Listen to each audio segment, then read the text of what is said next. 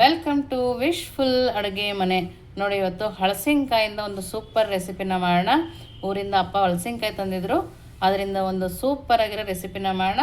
ಮೊದಲಿಗೆ ಕೈಗೆ ಮತ್ತು ಚಾಕಿಗೂ ಕೂಡ ಸ್ವಲ್ಪ ಎಣ್ಣೆನ ಸರುಕೊಳ್ಳೋಣ.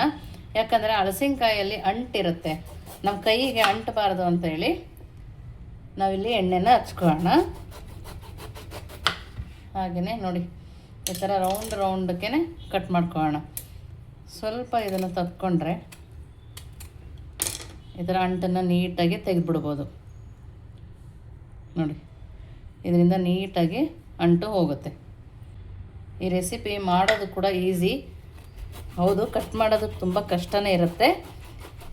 ಒಂದು ಸರಿ ಕಟ್ ಮಾಡಿದ್ರೆ ನಾವು ಎಣ್ಣೆ ಹಚ್ಚಿ ಕಟ್ ಮಾಡ್ಕೊಳ್ಳೋದ್ರಿಂದ ಕೈಗೂ ಅಂಟಲ್ಲ, ಚಾಕಿಗೂ ಅಂಟೋದಿಲ್ಲ, ಬೇಗ ಅಂಟಿದ್ರೂ ಬಿಡುತ್ತೆ.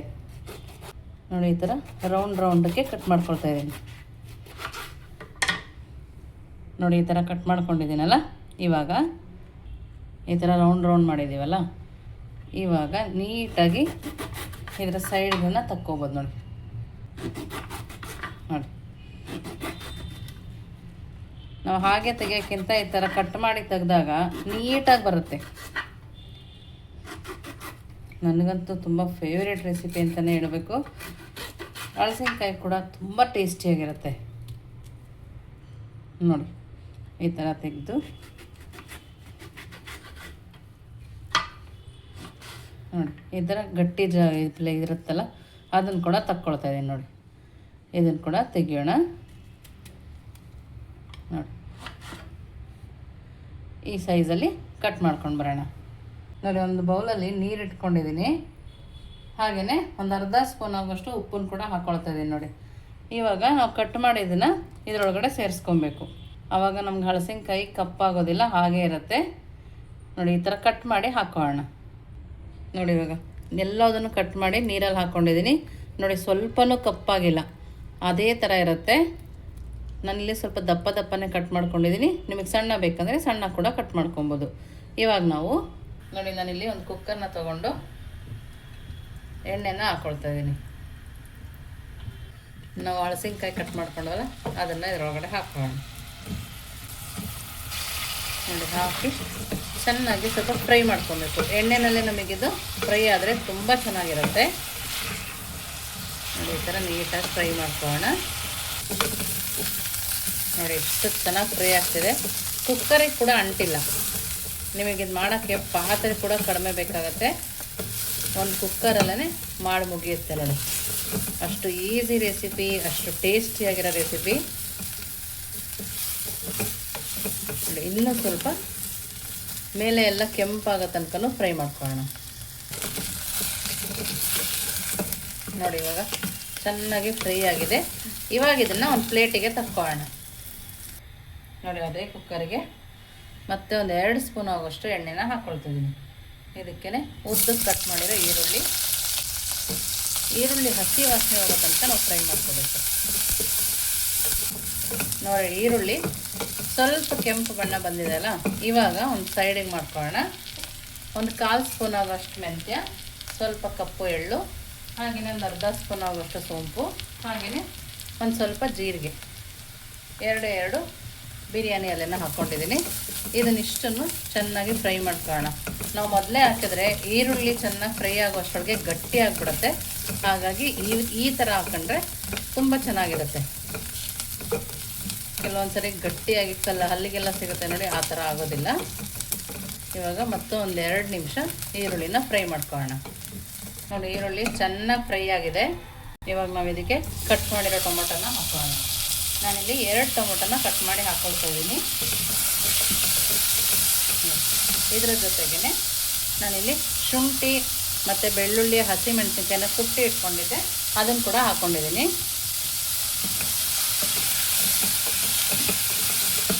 ಮೀಡಿಯಮ್ ಫ್ಲೇಮಲ್ಲಿ ಇಟ್ಟು ಮಾಡ್ಕೋಬೇಕು. ಟೊಮೊಟೊ ಕೂಡ ಸಾಫ್ಟ್ ಆಗಬೇಕು. ಇವಾಗ ಒಂದು ಅರ್ಧ ಸ್ಪೂನ್ ಆಗುವಷ್ಟು ಖಾರದ ಪುಡಿ, ಹಾಗೆಯೇ ಒಂದು ಅರ್ಧ ಸ್ಪೂನ್ ಆಗುವಷ್ಟು ಧನಿಯಾ ಪೌಡರ್, ಹಾಗೆಯೇ ರುಚಿಗೆ ತಕ್ಕಷ್ಟು ಉಪ್ಪು,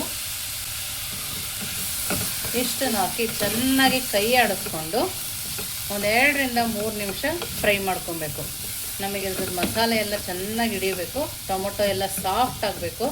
ಆ ಥರ ನಾವು ಇದನ್ನು ಫ್ರೈ ಮಾಡ್ಕೊಳ್ಳೋಣ.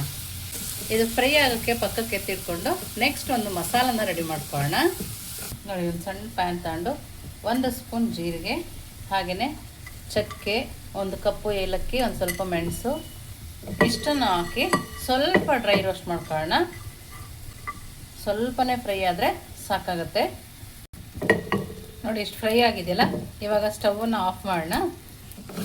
ನೋಡ್ತಾ ಇದ್ದೀರಲ್ಲ, ಟೊಮೊಟೊ ಎಲ್ಲ ಎಷ್ಟು ಚೆನ್ನಾಗಿ ಸ್ಮ್ಯಾಶ್ ಆಗಿದೆ ನೋಡಿ. ನಮ್ಮದೊಂದು ಸಣ್ಣ ಮಸಾಲ ರೆಡಿಯಾಗೋ ಅಷ್ಟರೊಳಗೆ ತುಂಬ ಚೆನ್ನಾಗಿ ಸಾಫ್ಟಾಗಿ ರೆಡಿಯಾಗಿದೆ ನೋಡಿ. ಇವಾಗ ನಾವು ಹುರ್ಕೊಂಬಂದಲ್ಲ ಆ ಮಸಾಲನ್ನ ಕಲ್ಲಲ್ಲಿ ಕುಟ್ಟಿ ಹಾಕ್ಕೊಳ್ತಾ ಇದ್ದೀನಿ.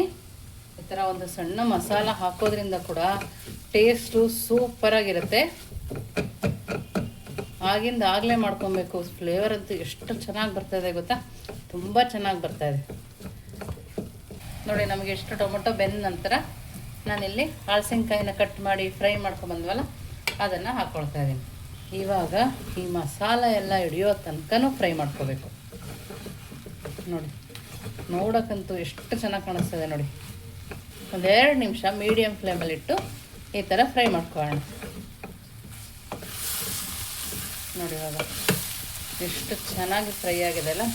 ಇವಾಗ ನಾವು ಇದಕ್ಕೆ ಸ್ವಲ್ಪನೇ ಉಪ್ಪನ್ನು ಹಾಕೋಣ.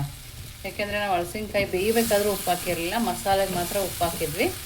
ಸೊ ಇದಕ್ಕೆ ಸ್ವಲ್ಪ ಇವಾಗ ಉಪ್ಪನ್ನು ಹಾಕ್ಕೊಂಡಿದ್ವಿ. ಸ್ಮೆಲ್ಲಂತೂ ಸೂಪರಾಗಿ ಬರ್ತಾಯಿದೆ ನೋಡಿ. ಇಷ್ಟಾದಮೇಲೆ 1-2 ಗ್ಲಾಸ್ ಆಗೋಷ್ಟು ಬಿಸಿ ನೀರನ್ನು ಹಾಕ್ಕೊಂಡಿದ್ದೀನಿ